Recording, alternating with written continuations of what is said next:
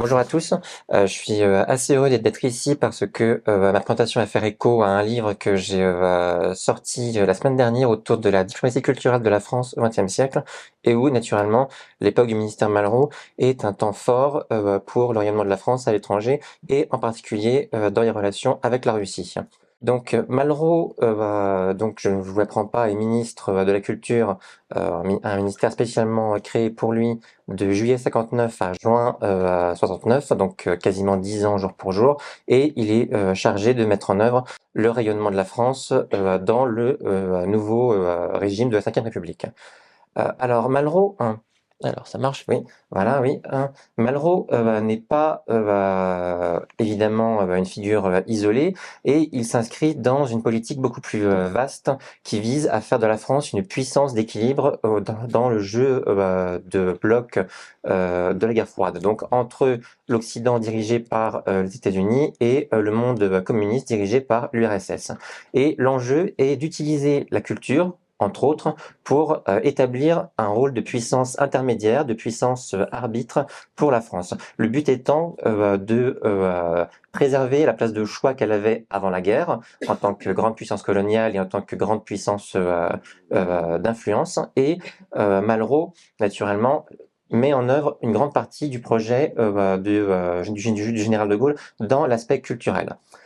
Alors, il y a évidemment toute une série d'actions dirigées un peu vers tous les continents, l'Afrique, l'Amérique du Nord, l'Amérique du Sud, les pays voisins d'Europe, et donc le monde russe. Avec la Russie, néanmoins, il y a un problème, c'est que les relations sont en fait beaucoup plus tendues qu'avec les autres pays du monde. On sait que Malraux a une grande place diplomatique. C'est le cas notamment avec les pays africains, puisque Malraux était un grand amateur d'art africain et il était régulièrement en voyage dans les pays d'Afrique pour promouvoir l'art africain et contribuer à renouer le lien entre la France et ses anciennes colonies. Notamment, je vous montre ici une image, on voit Malraux qui signe au nom de la France le traité établissant l'indépendance du Congo en 1960. Donc un acte politique extrêmement fort qui n'est pas effectué par le Premier ministre ni par le ministre des Affaires étrangères, mais par le ministre de la Culture, ce qui est déjà extrêmement signifiant sur le rôle que la culture a dans ces années.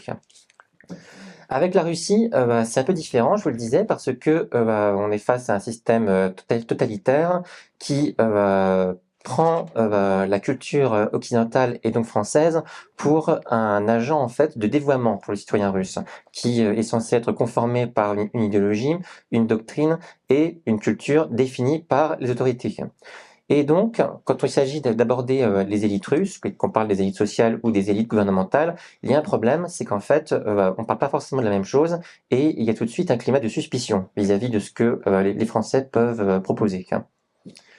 Alors, là, donc voilà. Alors en plus, Malraux n'est pas forcément très bien vu par les Russes parce qu'il a fait plusieurs voyages en Russie avant la guerre et il n'est plus identifié à partir des années 40 comme un écrivain pro-communiste, comme ça pouvait être le cas dans ses jeunes années. Et évidemment, les communistes eux-mêmes lui rendent bien, on va dire, sa désaffection, puisque à la fin des années 40, il se rend à des congrès pour la paix organisés par les autorités soviétiques et il fait partie de quelques personnalités françaises qui se font carrément huer par les délégués des différents pays communistes. Donc, de base, on est vraiment sur une relation qui n'a pas de soi. Et donc ça, ce sont les points, on va dire négatifs quand Malraux arrive en fonction. Par contre, il y a d'autres points positifs, à savoir que quand Malraux arrive dans ses fonctions en 59, on a une époque où il n'y a pas encore de ministère de la Culture dans chaque pays du monde. En fait, il n'y a qu'un petit nombre de pays qui ont un ministère de la Culture bien identifiable. En Europe, ils sont seulement 5 ou 6, et en URSS, il y a un ministère qui existe depuis une dizaine d'années, quand Malraux entre en fonction, et qui est dirigé par une femme, qui s'appelle Ekaterina Forsteva. C'est une figure qui est très intéressante parce qu'elle survit à plusieurs dirigeants soviétiques successifs, Staline, Kosygin, etc.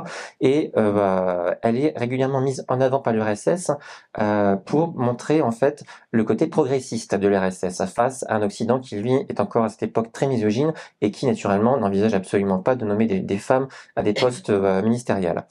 Et la relation avec l'URSS pour Malraux va passer par le biais de cette femme. Et il y a un point positif, négatif, c'est que pour approcher cette femme, il y a un réseau diplomatique qui n'est pas géré par Malraux, mais par le Quai d'Orsay, qui permet justement d'établir un contact officiel de plus en plus fréquent au fil des années. Et ce contact officiel, évidemment, il est un peu normé par les, euh, les conventions diplomatiques. On ne s'adresse pas par WhatsApp à un ministre comme c'est le cas aujourd'hui. Évidemment, on envoie une lettre très officielle qui transite par l'ambassade de France à Moscou et qui fait l'objet d'une réponse tout à fait officielle. En sachant qu'à cette époque-là, il serait assez malvenu d'écrire directement de ministre à ministre sans passer par les canaux officiels parce que ça pourrait carrément être dangereux en fait pour les Russes qui sont extrêmement surveillés par leurs autorités. Alors, oui, c'est bien ça. Oui. Alors, première partie introductive sur les acteurs et le contexte. Alors, Malraux, je vous l'ai dit, ne gère pas les choses tout seul, il y a le réseau officiel, mais c'est un peu plus compliqué que ça. Le réseau diplomatique, il a plusieurs acteurs en fait à gérer. Il y a le Quai d'Orsay en lui-même, donc les services administratifs qui supervisent la diplomatie française et qui est géré sous l'ère de Gaulle par Couve de Murville, donc ministre très important qui reste en fonction quasiment aussi longtemps que Malraux. Et ce ministre, il peut s'appuyer, outre sur le réseau des ambassades, sur l'Association française d'action artistique, l'AFA, qui a été créée en 1922 et qui a pour tâche justement d'assurer le rayonnement artistique de la France à l'étranger. Et c'est le bras armé du ministère des Affaires étrangères pour justement organiser des tournées de l'opéra, des musées nationaux et en fin de compte mettre en œuvre une politique de rayonnement de la France avant Malraux déjà. Donc Malraux ne part pas de rien. Il y a déjà d'autres acteurs, d'autres services avec lesquels il faut arriver à trouver un modus vivendi. Et il se heurte en France aussi à la question de la cohabitation avec le Parti communiste, puisque je vous l'ai dit, il y a une désaffection entre lui et le Parti communiste qui lui rend bien, et le Parti communiste, au départ, n'est pas du tout favorable à ce que Malraux s'intéresse à ce qui peut se passer en Russie dans le monde de l'art. Pour eux, Malraux, c'est un peu une figure un peu traître qui a changé de camp. Donc, le Parti communiste n'est pas du tout disposé à servir d'intermédiaire, bien au contraire. Alors, j'avance encore. Outre cela, il y a aussi des contraintes à l'étranger parce que Malraux n'est pas tout seul pour mettre en œuvre une politique de rayonnement à l'étranger. Il doit compter avec la concurrence d'autres puissances et d'autres pays. On a les États-Unis qui ont une politique également de main tendue vers l'URSS par le biais de l'art. Ils imitent ça la France en invitant les troupes du ballet du Bolchoï et des opéras communistes, quelque chose qui a été inventé par la France dans les 50 et que les États-Unis imitent.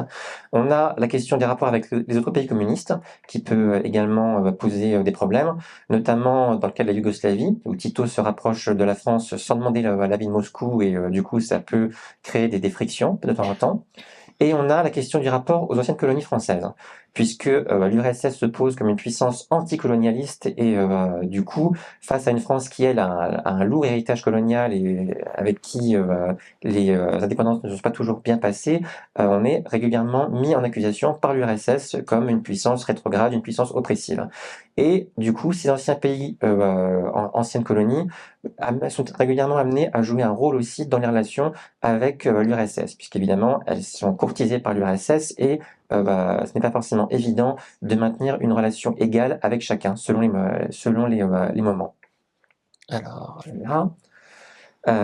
En outre, donc je vous ai déjà évoqué le fait qu'il y avait déjà des expériences passées, notamment au plan des visites officielles et des tournées de la comédie et de l'opéra, également quelques expositions internationales. Donc tous ces dispositifs, ce sont des choses que Malraux nécessairement connaît déjà un peu et des choses qu'il commence par, on va dire, imiter. Il essaie de s'insérer en douceur dans ces programmes lorsqu'il entre en fonction, donc entre 1959 et 1960-61 environ.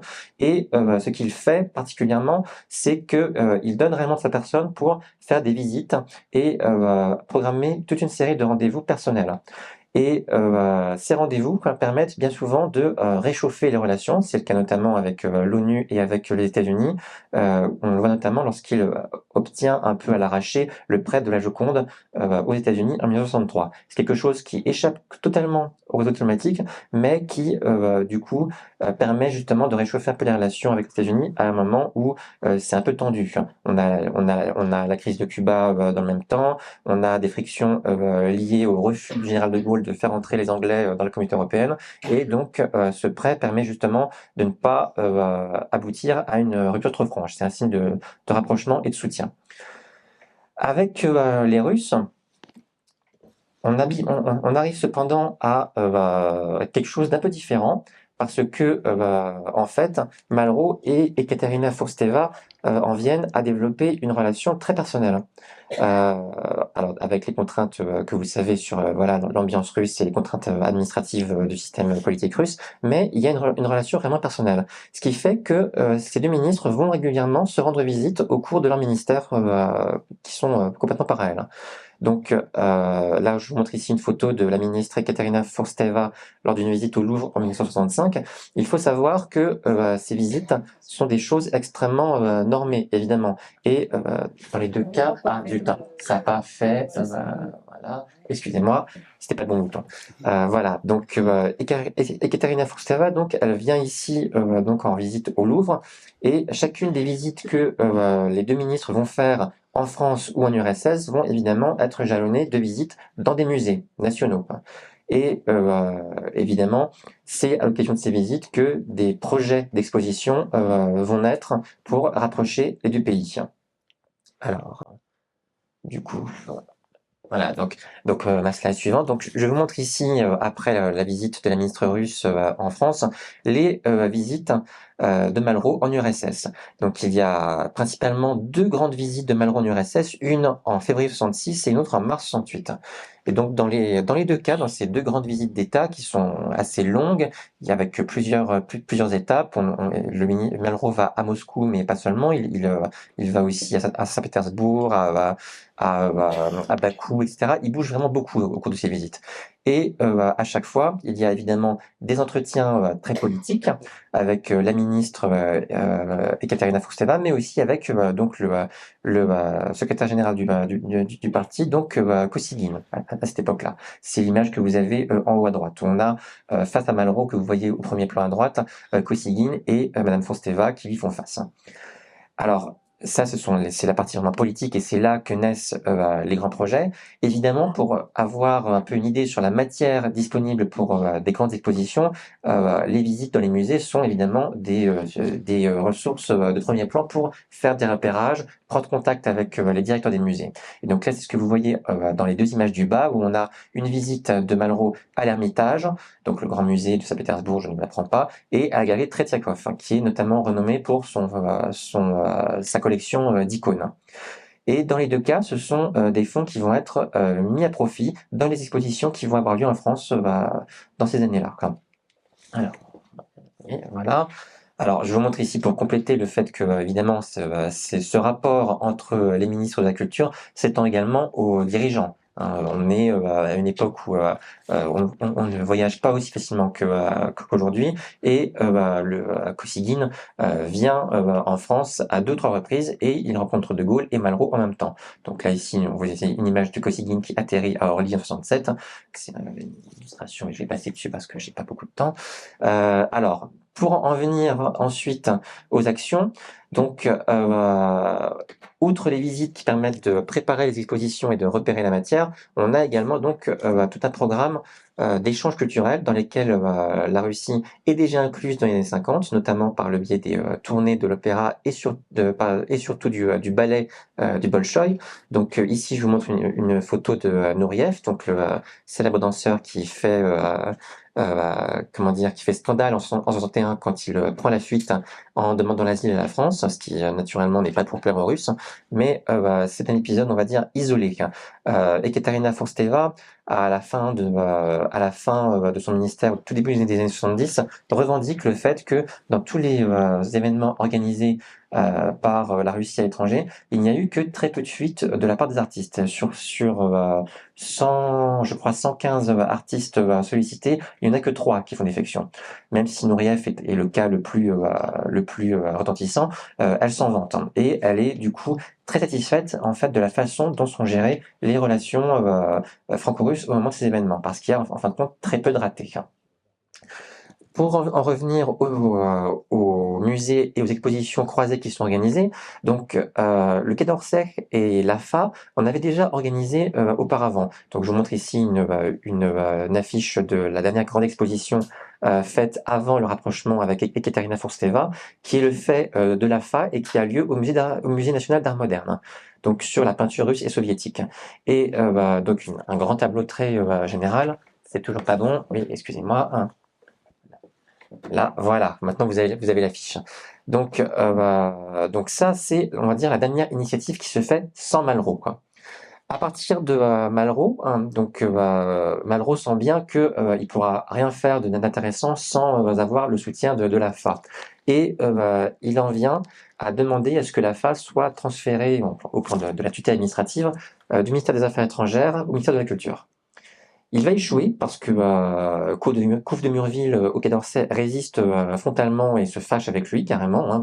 En 63-64, ils se parlent plus.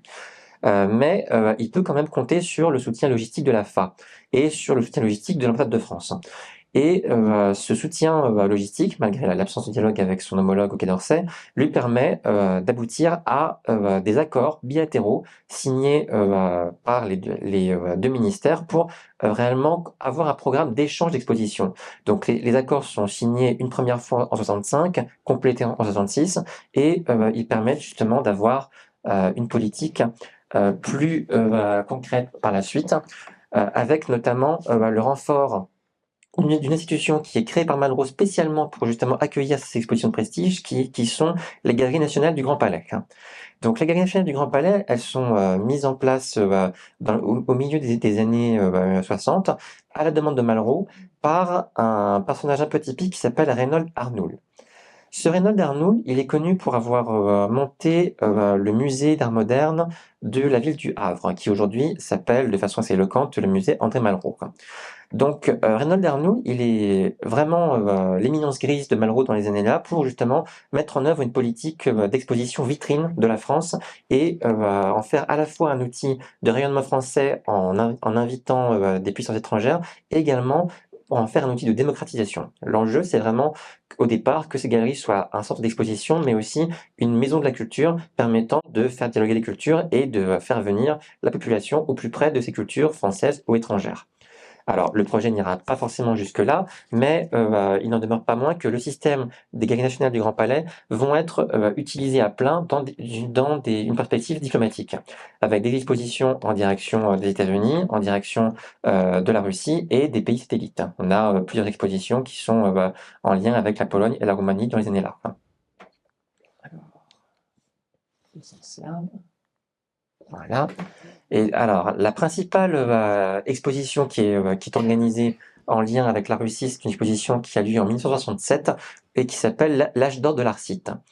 Alors, l'Arcite, ça fait tout de suite très antique, évidemment, hein. Les Scythes, c'est une peuplade qui est connue à l'époque gréco-romaine, mais l'exposition est plus large que ça, en réalité. Elle s'inscrit jusqu'à l'époque moderne. Et cette exposition, elle est extrêmement importante en termes de volume parce que, évidemment, le cadre des Galeries du Grand Palais est extrêmement spacieux, mais surtout, c'est une exposition conçue comme franco-russe avec un commissariat français assuré par Vadim Elisseev, donc un Russe né à Saint-Pétersbourg avant la guerre et qui s'est expatrié et qui est devenu un véritable spécialiste de l'art eurasiatique à cette époque-là. Il fait partie d'une petite dynastie de spécialistes de l'Asie, et un commissariat russe qui, lui, coordonne pas moins de 28 musées, hein, pour alimenter l'exposition. Donc c'est quelque chose d'assez important, de très important même pour l'époque. On a rarement des expositions avec autant de prêteurs différents. Et cette exposition, c'est un peu on va dire, le moment de gloire des expositions russes de Malraux, quoi. en sachant que, évidemment, aux Galeries du Grand Palais, on ne peut pas avoir d'expo russe tout le temps, donc il y en a 10 organisées jusqu'en 1969, donc une faite vraiment avec les autorités russes en 67 et une autre faite autour de l'artiste russe Chagall en 69. C'est un peu limite parce que là, il ne s'agit pas de promouvoir la culture russe officielle, mais justement de pousser la Russie à réintégrer Chagall dans son prisme culturel. Et outre les galeries du Grand Palais, il y a d'autres expositions qui sont organisées dans d'autres musées plus classiques. On a toujours le Musée national d'art moderne qui fait des expositions sur l'art contemporain en Pologne et sur les origines de l'État polonais, et également des expositions sur l'art roumain. Donc là, on n'est pas sur la Russie, mais des pays satellites de l'URSS, mais ça montre bien qu'il y a une volonté d'utiliser ces expositions à des fins diplomatiques, en sachant que dans ces années 66-67, on est à un moment où les relations franco-russes s'améliorent vraiment très sensiblement. De Gaulle fait un voyage en URSS et en Pologne dans ces années-là, et ces voyages, couplés à ces expositions, permettent notamment d'obtenir la réouverture de plusieurs centres culturels français qui avaient été fermés au début de la guerre froide, à la fin des années 40 et au début des années 50, dans une logique, on va dire, très suspicieuse, où on les accusait d'être des agences de renseignement. Donc là, à cette époque-là, ces expositions permettent réellement un réel réchauffement diplomatique. Elles contribuent à alimenter une politique, une politique plus complexe, puisqu'il y a, il y a d'autres choses faites par la FA en parallèle, et des choses notamment impulsées par l'opéra. On a 3 tournées de l'opéra en 61, 65 et 69, et à plusieurs reprises, ces tournées sont accompagnées par une exposition précisément à Moscou. Donc c'est vraiment quelque chose qui participe d'une politique de grande ampleur et qui permet justement de réchauffer les relations entre la France et la Russie, et d'établir aussi des relations entre les élites culturelles françaises et les élites culturelles russes. C'est notamment ce qu'on voit avec la dernière exposition, on va dire, russe, organisée par Malraux, enfin organisée, voulue par Malraux en 69. Elle est inaugurée en décembre alors qu'elle est partie en juillet, mais c'est pas grave parce que une exposition, ça se décide plusieurs mois à l'avance, donc c'est lui qui avait décidé, même s'il l'a pas organisé, mais bref. Et donc la dernière exposition Chagall en 69, elle permet en fait de réintégrer cet artiste exilé dans la culture officielle russe, et Ekaterina Foursteva invite Chagall à venir en Russie en 1970. Donc on a là un autre succès qui n'est pas diplomatique mais culturel, et qui est directement imputable à cette politique d'ouverture aux élites russes par Malraux, quoi. Alors, j'aborde ma conclusion pour ne pas trop déborder. Donc, je vous l'ai dit en résumé, donc Malraux, il est investi d'une mission d'envergure mondiale qui vise donc à faire de la France une politique, une puissance d'équilibre et une puissance culturelle capable de fédérer toutes les cultures autour d'elle. Et il a veillé à ne pas ignorer l'URSS et les autres pays satellites, mais il a mis quand même plusieurs années pour réussir à établir un dialogue direct, en passant par le filtre diplomatique et en obtenant, on va dire, une moindre réticence de la part des doctrinaires russes. Et à la fin de son ministère, il est parfaitement intégré dans les rouages des visites d'État, et il est reçu au même titre que d'autres puissances au Kremlin. Donc ça, c'est l'image que je vous montre. Donc on est dans le bureau du dirigeant de l'URSS au Kremlin, et donc il est entouré là d'une série de dignitaires français et russes.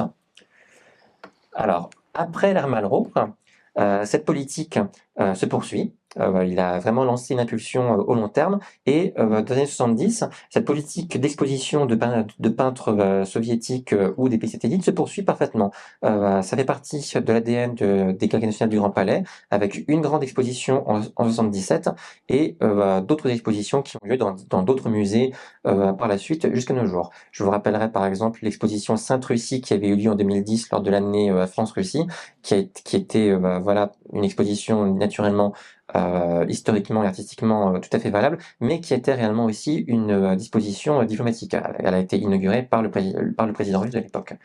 Donc vraiment, il y a un côté fondateur dans ces expositions, c'est cette collaboration lancée avec les musées russes sous Malraux, hein. Et cette politique, naturellement, n'est pas sans poids dans la gestion du dialogue parfois compliqué avec l'URSS et avec la Russie moderne. Alors après, Il faut jamais oublier, néanmoins que cette politique d'équilibre, elle a aussi un versant opposé. C'est qu'il s'agit pas de faire les yeux doux à la Russie sans oublier les États-Unis et les États-Unis sont quand même un acteur beaucoup plus facile, beaucoup plus commode, d'approche et il y a beaucoup plus d'expositions organisées en direction de l'Amérique du Nord qu'en direction de l'URSS. Sous l'ère, de Gaulle, par exemple, il y a environ une quarantaine d'expositions françaises organisées aux États-Unis. Donc le chiffre à lui seul montre combien c'est plus facile et plus naturel pour la France d'aller en direction de son allié américain. Évidemment, ça n'exclut pas, ça n'invalide pas, on va dire, le succès de Malraux vis-à-vis de l'URSS, mais ça amène aussi à nuancer un peu les possibilités de dialogue qu'il y avait à cette époque-là, d'une puissance à l'autre. Donc voilà, et je close cette exposé sur ces deux jolies photos de visite de Malraux en Russie, pour rappeler que donc Malraux, c'était quelqu'un qui avait un réel rôle d'ambassadeur de la France pour le rayonnement de la culture française, et un rôle, pardon, en fin de compte, non pas de supplétif ou une vocation à remplacer le réseau diplomatique existant, mais une vocation à le dynamiser et à en tirer le meilleur de ce qu'il pouvait offrir. Voilà, merci pour ta attention. Bravo! Bravo!